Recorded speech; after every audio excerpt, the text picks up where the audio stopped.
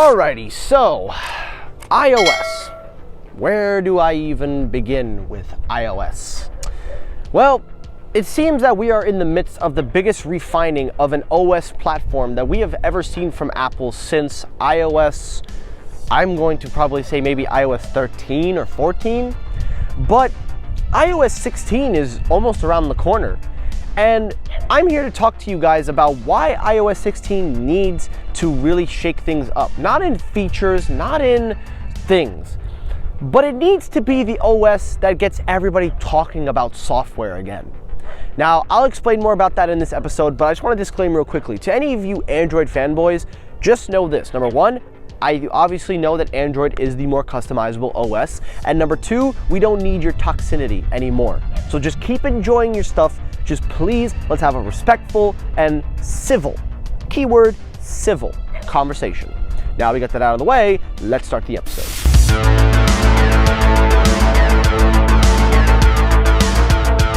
Alrighty, first story, the main story, iOS 16. Now normally I don't cover iOS stories this early. I usually wait till March or April.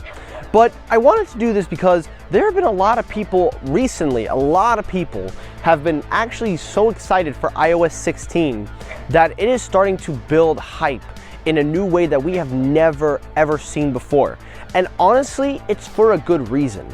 The last several iOS updates that we've had from 13, 14, and 15, the last three OS updates have been the least talked, least interested, and most of all, some of the most lackluster updates that Apple have released.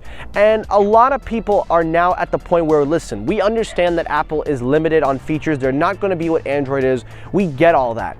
But can you at least make an OS update that was like iOS 12 or iOS 6 or 7 when there were big things to talk about? Well, that might be on the table because according to several reports, it looks like Apple is going to pull the trigger on the refined edition of iOS. Now, we've been talking about this for the last year or so, but now the rumors are starting to heavily indicate that Apple is going to make a more synchronized kind of link between macOS's upgrades and now iOS. According to the reports, it seems that Apple will be focusing their attentions on making the skeuomorphic semi-design of macOS, and will be bringing it back to the iOS phones in iOS 16.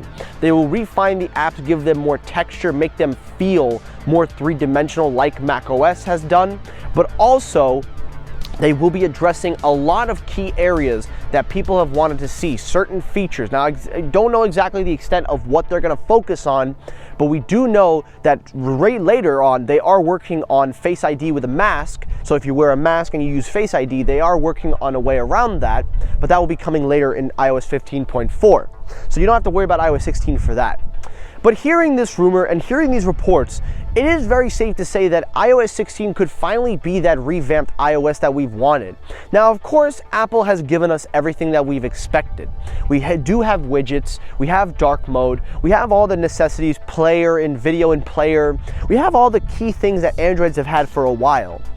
But the biggest thing that we haven't had, or I wouldn't say we, but the thing that Apple fans have not had, is an OS where everyone was like, I cannot wait for that. That is the upgrade I want. That is something that we must get. Because for a while, the OS upgrade platform with Apple has gone down.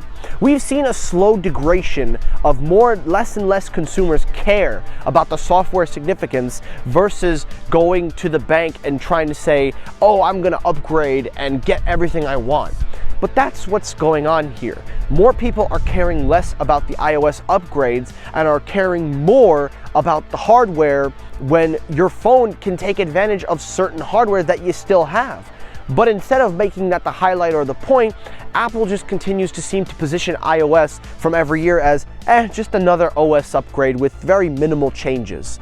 But if they were to redesign the apps, make them with texture, add that macOS carryover, give that three-dimensional, just like the good old days, if these reports are true that they're going to make it link to link, then that is something that will get people talking. Now, I'm not saying that all iOS updates have been lackluster, but if you could look at me with a straight eye and tell me that iOS 15 and iOS 14 have been the most hyped and excited iOS updates to come, then I will tell you that iOS 7 was the greatest update of all time, which is still debatable to this day. But overall, Apple needs to get that OS hype back because more people care about the hardware than the software ever before, which is understandable. But if you want to show that your machine is still capable and can still do so much more, you have to show that you care. Just like you care about your hardware, you need to show that you care about your software. And if you shouldn't care, why should anybody else? And if you don't believe me, watch the way they present iOS 15 from WWDC.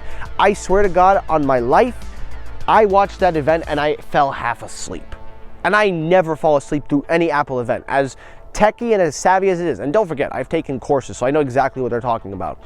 But you gotta make it care. And that's why I think iOS 16 has to be the big nuke, the bomb, the big shell of what everybody needs. The revamping the apps, some features to get people talking, but mostly make it feel like it's important. And that's the key. Make it feel important.